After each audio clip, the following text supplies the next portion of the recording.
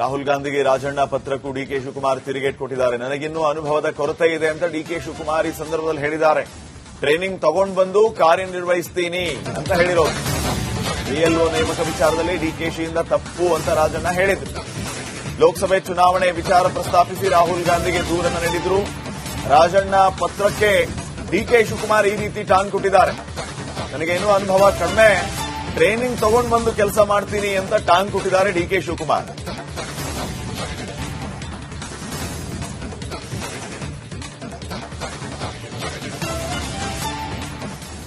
ರಾಹುಲ್ ಗಾಂಧಿ ಅವರಿಗೆ ಸರಣಿ ಪತ್ರ ಬರೀತಾ ಇದ್ದಾರೆ. ಇತ್ತೀಚೆಗೆ ಒಂದು ಪತ್ರ ಬರೆದಿದ್ದಾರೆ. ಬಿಎಲ್ಒ ಅವರ ಆಯ್ಕೆ ವಿಚಾರದಲ್ಲಿ ಸ್ವಲ್ಪ ಎಡವಟ್ಟಾಗಿತ್ತು. ಅಧ್ಯಕ್ಷರು ಕರೆಕ್ಟ್ ಆಗಿ ಆಯ್ಕೆ ಮಾಡಿದ್ರೆ ಇನ್ನು 12-13 ಸೀಟ್ಗಳು ಗೆಲ್ಬಹುದಿತ್ತು ನಾವು ಕರ್ನಾಟಕದಲ್ಲಿ. ನನಗಿನ್ನ ಸ್ವಲ್ಪ ಅನುಭವ ಕಡಿಮೆ ಇದೆ, ಟ್ರೈನಿಂಗ್ ತಗೊಂಡು ಬರ್ತೀನಿ.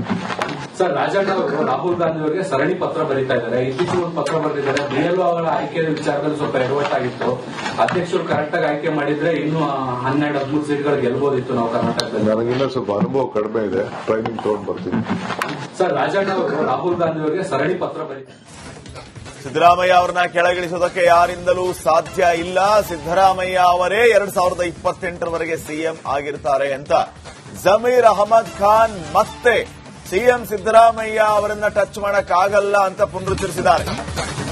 ಹೈಕಮಾಂಡ್ ಮಾತ್ರ ಸಿಎಂ ಸ್ಥಾನದಿಂದ ಕೆಳಗಿಳಿಸಬೇಕು ಸಿದ್ದರಾಮಯ್ಯ ಅವರನ್ನ. ಸಿಎಂ ಕುರ್ಚಿಯಲ್ಲಿ ಸಿದ್ದರಾಮಯ್ಯ ಭದ್ರವಾಗಿದ್ದಾರೆ.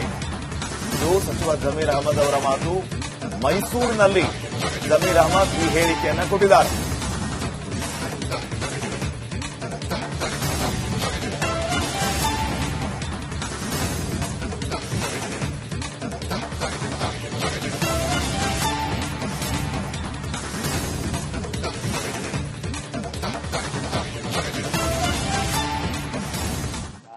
ಈಗ ಮಾನ್ಯ ಸಿದ್ದರಾಮಯ್ಯ ಮುಖ್ಯಮಂತ್ರಿ ಕುರ್ಚಿಯಲ್ಲಿ ಮಾನ್ಯ ಸಿದ್ದರಾಮಯ್ಯ ಅವರು ಕೂತಿದ್ದಾರೆ.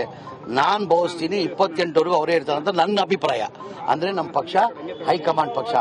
ಈ ಬದಲಾವಣೆ ಮಾಡಬೇಕಾದ್ರೆ ಯಾರು ತೀರ್ಮಾನ ತಗೊಳ್ಬೇಕು? ನಮ್ಮಿಂದ ನಿಮ್ಮಿಂದ ಸಾಧ್ಯ ಇಲ್ಲ. ಈ ಬದಲಾವಣೆ ಆಗಬೇಕಾದ್ರೆ ಮಾನ್ಯ ರಾಹುಲ್ ಗಾಂಧಿ ಅವರು, ಎಐಸಿಸಿ ಅಧ್ಯಕ್ಷ ಆದ ಮಲ್ಲಿಕಾರ್ಜುನ ಖರ್ಗೆ ಅವರು, ನಮ್ಮ ನಾಯಕಿಯಾದಂತ ಸೋನಿಯಾ ಗಾಂಧಿ ಅವರು ತೀರ್ಮಾನ ಮಾಡಬೇಕಾಗಿರೋದು. ನಮ್ಮಿಂದ ಯಾರು? ಈಗ ಮಾನ್ಯ ಮುಖ್ಯಮಂತ್ರಿ ಏನಂದ್ರು, ನಮ್ಮ ಹೈಕಮಾಂಡ್ ಹೇಳ್ತಾರೆ ಅದಕ್ಕೆ ನಾನು ಬದ್ಧ ಅಂತ ಮಾನ್ಯ ಮುಖ್ಯಮಂತ್ರಿ ಮೊನ್ನೆ ಮೈಸೂರಲ್ಲೂ ಹೇಳಿದ್ದಾರೆ. ಅದಕ್ಕಿಂತ ಮುಂಚೆ ಬೆಳಗಾಮಲ್ಲೂ ಹೇಳಿದ್ದಾರೆ. ನಮ್ಮ ಹೈಕಮಾಂಡ್ ಏನ್ ಹೇಳ್ತಾರೆ ಅದಕ್ಕೆ ನಾನು ಬದ್ಧ ಅಂತ ಮಾನ್ಯ ಮುಖ್ಯಮಂತ್ರಿ ಹೇಳಿದ್ದಾರೆ. ನಾವು ಅದೇ ಹೇಳ್ತಾ ಇರೋದು, ನಮ್ಮ ಪಕ್ಷ ಹೈಕಮಾಂಡ್ ಪಕ್ಷ. ಹೈಕಮಾಂಡ್ ಏನ್ ನಿರ್ಧಾರ ತೀರ್ಮಾನ ತಗೊಂತಾರೆ ಅದಕ್ಕೆಲ್ಲ ನಾವು ಬದ್ಧ. ಅವ್ರ ಗೆರೆ ಹಾಕಿದ್ದು ನಾವು ಗೆರೆ ದಾಟಲ್ಲ.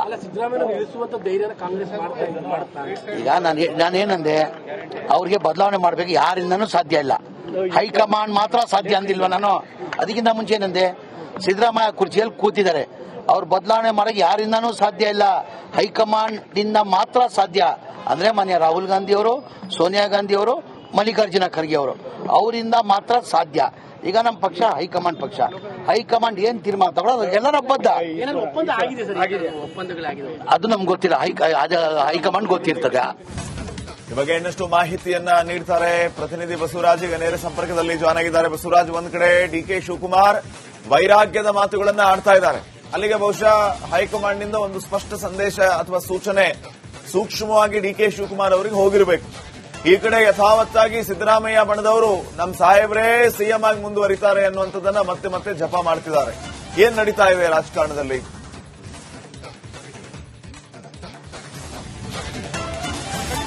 ಶ್ರೀಪಾದ್, ರಾಜ್ಯದಲ್ಲಿ ನಡೀತಾ ಇರ್ತಕ್ಕಂಥ ಸಿಎಂ ಜಟಾಪಟ್ಟಿಗೆ ಒಂದು ತಾರ್ಕಿಕ ಅಂತ್ಯಕ್ಕೆ ಬರೋಕ್ಕಾಗ್ತಾ ಇಲ್ಲ. ಇತ್ತಾಗ ಹಾವು ಸಾಯ್ತಲ್ಲ, ಕೋಲು ಮುರಿತಾ ಇಲ್ಲ. ಎರಡೂ ತರದಂತಹ ಚರ್ಚೆಗಳು ಆಗ್ತಾನೆ ಇದೆ. ಒಂದ್ ಕಡೆ ಬದಲಾವಣೆ ಆಗುತ್ತೆ ಅನ್ನುವಂಥ ಚರ್ಚೆಗಳಿದಾವೆ, ಇನ್ನೊಂದ್ ಕಡೆ ಯಾವುದೇ ಕಾರಣಕ್ಕೂ ಬದಲಾವಣೆ ಆಗಲ್ಲ ಅನ್ನುವಂಥ ಮಾತನ್ನ ಸಿದ್ದರಾಮಯ್ಯ ಬಂದವರು ಹೇಳ್ತಾನೆ ಇದ್ದಾರೆ. ಇವತ್ತು ಅದಕ್ಕೆ ಧ್ವನಿಗೂಡಿಸಿರ್ತಕ್ಕಂಥದ್ದು ಸಚಿವರಾದಂತಹ ಜಮೀರ್ ಅಹಮದ್ ಖಾನ್ ಅವರು. ಸಿದ್ದರಾಮಯ್ಯ ಅವ್ರನ್ನ ಇಳಿಸೋಕೆ ಯಾರ ಕೈಲೂ ಆಗಲ್ಲ, ಕೇವಲ ಹೈಕಮಾಂಡ್ ಹೇಳಿದ್ರೆ ಮಾತ್ರ ಸಿದ್ದರಾಮಯ್ಯ ಅವರು ಅಧಿಕಾರದಿಂದ ಇಳಿತಾರೆ ಅನ್ನುವಂಥ ಹೇಳಿಕೆಗಳನ್ನ ಕೊಡುವ ಮೂಲಕ ಮತ್ತೆ ಸಿದ್ದರಾಮಯ್ಯ ಪರವಾದಂತಹ ಬ್ಯಾಟಿಂಗ್ ಅನ್ನ ಆ ಬಣದ ಸದಸ್ಯರು ಮಾಡ್ತಾ ಇದ್ದಾರೆ. ಇನ್ನೊಂದ್ ಕಡೆ ಡಿಕೆ ಶಿವಕುಮಾರ್ ಅವರು ಸಿಎಂ ಆಗೇ ಆಗ್ತಾರೆ.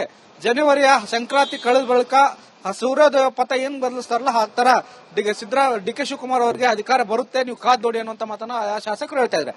ಆದ್ರೆ ಹೈಕಮಾಂಡ್ ಮಾತ್ರ ಯಾವುದೇ ಸ್ಪಷ್ಟ ನಿರ್ಧಾರಕ್ಕೆ ಇನ್ನೂ ಬರೋಕ್ಕಾಗ್ತಾ ಇನ್ನು ಚರ್ಚೆ ನಡೆದಿದೆ. ಆದ್ರೆ ಚರ್ಚೆ ಅಂತಿಮವಾದಂತಹ ನಿರ್ಧಾರವನ್ನು ಕಾಂಗ್ರೆಸ್ ಹೈಕಮಾಂಡ್ ಹೇಳ್ತಾ ಇಲ್ಲ. ಇನ್ನು ಚರ್ಚೆ ಹಂತದಲ್ಲೇ ಇಟ್ಕೊಂಡಿರ್ತಕ್ಕಂಥದ್ದು.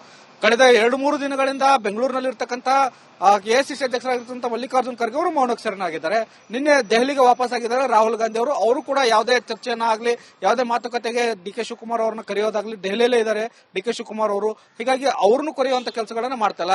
ಆದ್ರೆ ಎಲ್ಲೋ ಒಂದ್ ಕಡೆ ಕಾಂಗ್ರೆಸ್ ಹೈಕಮಾಂಡ್ ಕೂಡ ಈ ವಿಚಾರವಾಗಿ ಜಾನನಡೆಯನ್ನು ಅನುಸರಿಸ್ತಾ ಇರ್ತಕ್ಕಂಥದ್ದು. ಯಾವುದೇ ಕಾರಣಕ್ಕೂ ಸದ್ಯಕ್ಕೆ ತೀರ್ಮಾನ ಮಾಡುವುದು ಬೇಡ, ಕಾದ್ ನೋಡುವಂತ ತಂತ್ರವನ್ನ ಮಾಡೋಣ ಅನ್ನುವಂತ ನಿಟ್ಟಿನಲ್ಲಿ ಕಾಂಗ್ರೆಸ್ ಹೈಕಮಾಂಡ್ ಇರೋದ್ರಿಂದ ಸಹಜವಾಗಿ ಕಾಂಗ್ರೆಸ್ ಕಾರ್ಯಕರ್ತರು ಶಾಸಕರು ಗೊಂದಲದಲ್ಲಿದ್ದಾರೆ. ಪಕ್ಷಕ್ಕೆ ಡ್ಯಾಮೇಜ್ ಆಗ್ತಾ ಇದೆ. ಇದೇ ರೀತಿ ಮುಂದುವರೆದ್ರೆ ಪಕ್ಷಕ್ಕೆ ಮುಂದಿನ ದಿನಗಳಲ್ಲಿ ದೊಡ್ಡ ಮಟ್ಟದ ಡ್ಯಾಮೇಜ್ ಆಗಲಿದೆ ಅನ್ನುವಂತ ಒಂದು ಅಭಿಪ್ರಾಯವನ್ನು ವ್ಯಕ್ತಪಡಿಸ್ತಾ ಇದ್ದಾರೆ. ಹೀಗಾಗಿ ಕಾಂಗ್ರೆಸ್ ಹೈಕಮಾಂಡ್ ಮೌನಕ್ಕೆ ಶರಣಾಗಿದೆ. ಇನ್ನೊಂದು ಕಡೆ ಆಂತರಿಕ ಜಟಾಪಟಿ ಜೋರ ಆಗ್ತಾನೆ ಇದೆ. ಬಹಳ ಪ್ರಮುಖವಾಗಿ ಡಿ.ಕೆ. ಶಿವಕುಮಾರ್ ಅವರು ದೆಹಲಿಯಲ್ಲಿ ಬೀಡ್ಬಿಟ್ಟು ಒಂದಷ್ಟು ಹೈಕಮಾಂಡ್ ನಾಯಕರನ್ನ, ಅದರಲ್ಲೂ ರಾಹುಲ್ ಗಾಂಧಿ ಅವರನ್ನ ಭೇಟಿಗೆ ಪ್ರಯತ್ನವನ್ನ ನಡೆಸ್ತಾ ಇದ್ದಾರೆ. ಆದ್ರಿಂದ ಇದು ಇನ್ನೂ ಜಟಾಪಟಿ ಮುಗಿಯುವ ಲಕ್ಷಣಗಳು ಕಾಣಿಸ್ತಾ ಇಲ್ಲ. ಸದ್ಯಕ್ಕೆ ಜನವರಿ ಮೊದಲ ವಾರದಲ್ಲಿ ಈ ವಿಚಾರವಾಗಿ ಒಂದಷ್ಟು ಅಂತಿಮವಾದಂತಹ ತೀರ್ಮಾನಗಳು ಆಗಬಹುದು. ಇಲ್ಲ ಈ CEWC ಸಭೆ ಏನಿದೆ 27ಕ್ಕೆ, ಆ ಸಭೆಯ ಬಳಿಕ ಒಂದಷ್ಟು ಚರ್ಚೆಗಳಾಗುವಂತ ಸಾಧ್ಯತೆಗಳು ಗೋಚರಿಸ್ತಾ ಇದಾವೆ. ಆದ್ರೆ ಅಂತಿಮ ನಿರ್ಧಾರವನ್ನು ಪ್ರಕಟಿಸಬೇಕಾಗಿರತಕ್ಕಂಥದ್ದು ಕಾಂಗ್ರೆಸ್ ಹೈಕಮಾಂಡ್. ಆದ್ರೆ ಇಲ್ಲಿವರೆಗೂ ಕೂಡ ಯಾವುದೇ ನಿರ್ಧಾರಕ್ಕೆ ಕಾಂಗ್ರೆಸ್ ಹೈಕಮಾಂಡ್ ಬರ್ತಾ ಇಲ್ಲ. Shripad, thank you Basavaraj. ರಾಹುಲ್ ಗಾಂಧಿಗೆ ರಾಜಣ್ಣ ಪತ್ರಕ್ಕೂ ಡಿ.ಕೆ. ಶಿವಕುಮಾರ್ ತಿರುಗೇಟ್ ಕೊಟ್ಟಿದ್ದಾರೆ. ನನಗಿನ್ನೂ ಅನುಭವದ ಕೊರತೆ ಇದೆ ಅಂತ ಡಿ.ಕೆ. ಶಿವಕುಮಾರ್ ಈ ಸಂದರ್ಭದಲ್ಲಿ ಹೇಳಿದ್ದಾರೆ.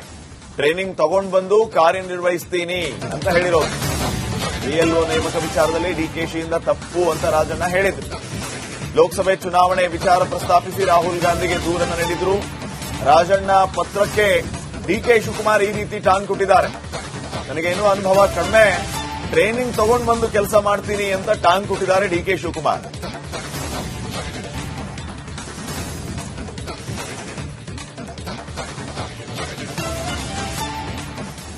ರಾಹುಲ್ ಗಾಂಧಿ ಅವರಿಗೆ ಸರಣಿ ಪತ್ರ ಬರೀತಾ ಇದ್ದಾರೆ. ಇತ್ತೀಚೆಗೆ ಒಂದು ಪತ್ರ ಬರೆದಿದ್ದಾರೆ. BLO ಅವರ ಆಯ್ಕೆಯ ವಿಚಾರದಲ್ಲಿ ಸ್ವಲ್ಪ ಎಡವಟ್ಟಾಗಿತ್ತು. ಅಧ್ಯಕ್ಷರು ಕರೆಕ್ಟ್ ಆಗಿ ಆಯ್ಕೆ ಮಾಡಿದ್ರೆ ಇನ್ನೂ 12-13 ಸೀಟ್ಗಳು ಗೆಲ್ಬಹುದಿತ್ತು ನಾವು ಕರ್ನಾಟಕದಲ್ಲಿ. ನನಗಿನ್ನ ಸ್ವಲ್ಪ ಅನುಭವ ಕಡಿಮೆ ಇದೆ, ಟ್ರೈನಿಂಗ್ ತಗೊಂಡು ಬರ್ತೀನಿ.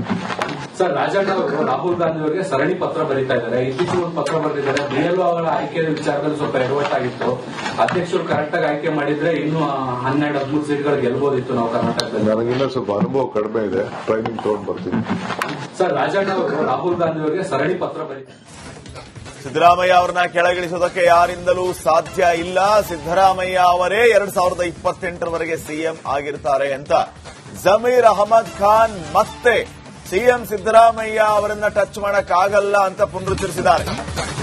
ಹೈಕಮಾಂಡ್ ಮಾತ್ರ ಸಿಎಂ ಸ್ಥಾನದಿಂದ ಕೆಳಗಿಳಿಸಬೇಕು ಸಿದ್ದರಾಮಯ್ಯ ಅವರನ್ನ. ಸಿಎಂ ಕುರ್ಚಿಯಲ್ಲಿ ಸಿದ್ದರಾಮಯ್ಯ ಭದ್ರವಾಗಿದ್ದಾರೆ. ಇದು ಸಚಿವ ಜಮೀರ್ ಅಹಮದ್ ಅವರ ಮಾತು. ಮೈಸೂರಿನಲ್ಲಿ ಜಮೀರ್ ಅಹಮದ್ ಈ ಹೇಳಿಕೆಯನ್ನು ಕೊಟ್ಟಿದ್ದಾರೆ.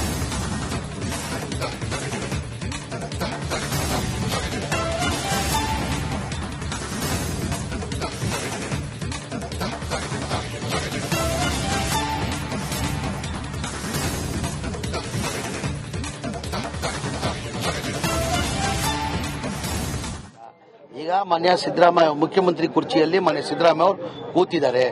ನಾನ್ ಭಾವಿಸ್ತೀನಿ 28ವರೆಗೂ ಅವರೇ ಇರ್ತಾರೆ ಅಂತ ನನ್ನ ಅಭಿಪ್ರಾಯ. ಅಂದ್ರೆ ನಮ್ಮ ಪಕ್ಷ ಹೈಕಮಾಂಡ್ ಪಕ್ಷ. ಈ ಬದಲಾವಣೆ ಮಾಡಬೇಕಾದ್ರೆ ಯಾರು ತೀರ್ಮಾನ ತಗೊಳ್ಬೇಕು? ನಮ್ಮಿಂದ ನಿಮ್ಮಿಂದ ಸಾಧ್ಯ ಇಲ್ಲ.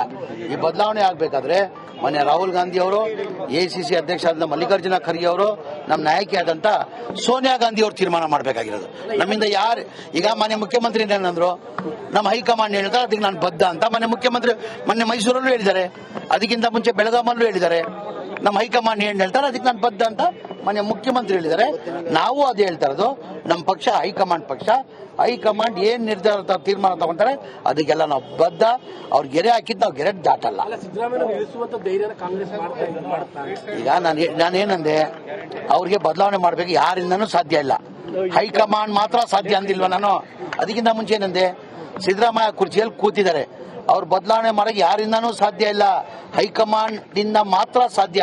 ಅಂದ್ರೆ ಮಾನ್ಯ ರಾಹುಲ್ ಗಾಂಧಿ ಅವರು, ಸೋನಿಯಾ ಗಾಂಧಿ ಅವರು, ಮಲ್ಲಿಕಾರ್ಜುನ ಖರ್ಗೆ ಅವರು, ಅವರಿಂದ ಮಾತ್ರ ಸಾಧ್ಯ. ಈಗ ನಮ್ಮ ಪಕ್ಷ ಹೈಕಮಾಂಡ್ ಪಕ್ಷ. ಹೈಕಮಾಂಡ್ ಏನ್ ತೀರ್ಮಾನ ತಗೊಳ್ಳೋದು ಎಲ್ಲರ ಬದ್ಧ. ಅದು ನಮ್ಗೆ ಗೊತ್ತಿಲ್ಲ, ಹೈಕಮಾಂಡ್ ಗೊತ್ತಿರ್ತದೆ. ಈ ಬಗ್ಗೆ ಇನ್ನಷ್ಟು ಮಾಹಿತಿಯನ್ನ ನೀಡ್ತಾರೆ ಪ್ರತಿನಿಧಿ ಬಸವರಾಜ್. ಈಗ ನೇರ ಸಂಪರ್ಕದಲ್ಲಿ ಜಾಯ್ನ್ ಆಗಿದ್ದಾರೆ. ಬಸವರಾಜ್, ಒಂದ್ ಕಡೆ ಡಿ.ಕೆ. ಶಿವಕುಮಾರ್ ವೈರಾಗ್ಯದ ಮಾತುಗಳನ್ನ ಆಡ್ತಾ ಇದ್ದಾರೆ. ಅಲ್ಲಿಗೆ ಬಹುಶಃ ಹೈಕಮಾಂಡ್ ನಿಂದ ಒಂದು ಸ್ಪಷ್ಟ ಸಂದೇಶ ಅಥವಾ ಸೂಚನೆ ಸೂಕ್ಷ್ಮವಾಗಿ ಡಿ.ಕೆ. ಶಿವಕುಮಾರ್ ಅವರಿಗೆ ಹೋಗಿರಬೇಕು. ಈ ಕಡೆ ಯಥಾವತ್ತಾಗಿ ಸಿದ್ದರಾಮಯ್ಯ ಬಣದವರು ನಮ್ಮ ಸಾಹೇಬ್ರೇ ಸಿಎಂ ಆಗಿ ಮುಂದುವರಿತಾರೆ ಅನ್ನುವಂಥದ್ದನ್ನ ಮತ್ತೆ ಮತ್ತೆ ಜಪ ಮಾಡ್ತಿದ್ದಾರೆ. ಏನ್ ನಡೀತಾ ಇದೆ ರಾಜಕಾರಣದಲ್ಲಿ?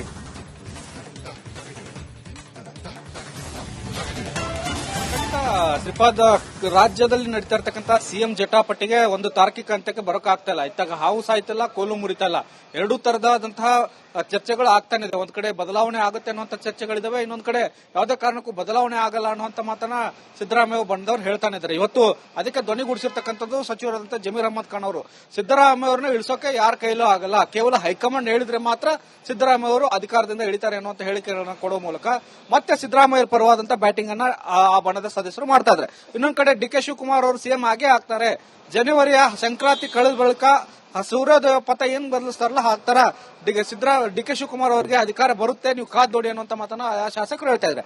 ಆದ್ರೆ ಹೈಕಮಾಂಡ್ ಮಾತ್ರ ಯಾವುದೇ ಸ್ಪಷ್ಟ ನಿರ್ಧಾರಕ್ಕೆ ಇನ್ನೂ ಬರೋಕ್ಕಾಗ್ತಾರ. ಇನ್ನು ಚರ್ಚೆ ನಡೆದಿದೆ, ಆದ್ರೆ ಚರ್ಚೆ ಅಂತಿಮವಾದಂತಹ ನಿರ್ಧಾರವನ್ನ ಕಾಂಗ್ರೆಸ್ ಹೈಕಮಾಂಡ್ ಹೇಳ್ತಾ ಇಲ್ಲ. ಇನ್ನು ಚರ್ಚೆ ಹಂತದಲ್ಲೇ ಇಟ್ಕೊಂಡಿರ್ತಕ್ಕಂಥದ್ದು. ಕಳೆದ 2-3 ದಿನಗಳಿಂದ ಬೆಂಗಳೂರಿನಲ್ಲಿ ಇರ್ತಕ್ಕಂಥ ಎಐಸಿಸಿ ಅಧ್ಯಕ್ಷರಾಗಿರ್ತಕ್ಕಂಥ ಮಲ್ಲಿಕಾರ್ಜುನ್ ಖರ್ಗೆ ಅವರು ಮೌನಕ್ಕೆ ಶರಣಾಗಿದ್ದಾರೆ. ನಿನ್ನೆ ದೆಹಲಿಗೆ ವಾಪಸ್ ಆಗಿದ್ದಾರೆ ರಾಹುಲ್ ಗಾಂಧಿ ಅವರು ಕೂಡ ಯಾವುದೇ ಚರ್ಚೆಯನ್ನ ಆಗ್ಲಿ, ಯಾವುದೇ ಮಾತುಕತೆಗೆ ಡಿ ಕೆ ಶಿವಕುಮಾರ್ ಅವರನ್ನ ಕರೆಯೋದಾಗ್ಲಿ ದೆಹಲಿಯಲ್ಲೇ ಇದ್ದಾರೆ ಡಿ ಕೆ ಶಿವಕುಮಾರ್ ಅವರು. ಹೀಗಾಗಿ ಅವ್ರನ್ನು ಕರೆಯುವಂತ ಕೆಲಸಗಳನ್ನ ಮಾಡ್ತಲ್ಲ.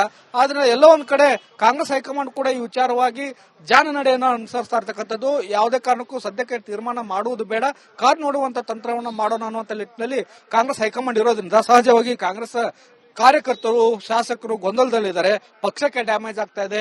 ಇದೇ ರೀತಿ ಮುಂದುವರೆದ್ರೆ ಪಕ್ಷಕ್ಕೆ ಮುಂದಿನ ದಿನಗಳಲ್ಲಿ ದೊಡ್ಡ ಮಟ್ಟದ ಡ್ಯಾಮೇಜ್ ಆಗಲಿದೆ ಅನ್ನುವಂತ ಒಂದು ಅಭಿಪ್ರಾಯವನ್ನು ವ್ಯಕ್ತಪಡಿಸ್ತಾ ಇದ್ದಾರೆ. ಹೀಗಾಗಿ ಕಾಂಗ್ರೆಸ್ ಹೈಕಮಾಂಡ್ ಮೌನಕ್ಕೆ ಶರಣಾಗಿದೆ. ಇನ್ನೊಂದು ಕಡೆ ಆಂತರಿಕ ಜಟಾಪಟಿ ಜೋರ ಆಗ್ತಾನೆ ಇದೆ. ಬಹಳ ಪ್ರಮುಖವಾಗಿ ಡಿ ಕೆ ಶಿವಕುಮಾರ್ ಅವರು ದೆಹಲಿಯಲ್ಲಿ ಬೀಡ್ಬಿಟ್ಟು ಒಂದಷ್ಟು ಹೈಕಮಾಂಡ್ ನಾಯಕರನ್ನ, ಅದರಲ್ಲೂ ರಾಹುಲ್ ಗಾಂಧಿ ಅವರನ್ನ ಭೇಟಿಗೆ ಪ್ರಯತ್ನವನ್ನ ನಡೆಸ್ತಾ ಇದ್ದಾರೆ. ಆದ್ರಿಂದ ಇದು ಇನ್ನೂ ಜಟಾಪಟಿ ಮುಗಿಯುವ ಲಕ್ಷಣಗಳು ಕಾಣಿಸ್ತಾ ಇಲ್ಲ. ಸದ್ಯಕ್ಕೆ ಜನವರಿ ಮೊದಲ ವಾರದಲ್ಲಿ ಈ ವಿಚಾರವಾಗಿ ಒಂದಷ್ಟು ಅಂತಿಮವಾದಂತಹ ತೀರ್ಮಾನಗಳು ಆಗಬಹುದು. ಇಲ್ಲ ಈ ಸಿಡಬ್ಲ್ಯೂಸಿ ಸಭೆ ಏನಿದೆ 27ಕ್ಕೆ, ಆ ಸಭೆಯ ಬಳಿಕ ಒಂದಷ್ಟು ಚರ್ಚೆಗಳಾಗುವಂತ ಸಾಧ್ಯತೆಗಳು ಗೋಚರಿಸ್ತಾ ಇದಾವೆ. ಆದ್ರೆ ಅಂತಿಮ ನಿರ್ಧಾರವನ್ನು ಪ್ರಕಟಿಸಬೇಕಾಗಿರತಕ್ಕಂಥದ್ದು ಕಾಂಗ್ರೆಸ್ ಹೈಕಮಾಂಡ್. ಆದ್ರೆ ಇಲ್ಲಿವರೆಗೂ ಕೂಡ ಯಾವುದೇ ನಿರ್ಧಾರಕ್ಕೆ ಕಾಂಗ್ರೆಸ್ ಹೈಕಮಾಂಡ್ ಬರ್ತಾ ಇಲ್ಲ. ಶ್ರೀಪಾದ್.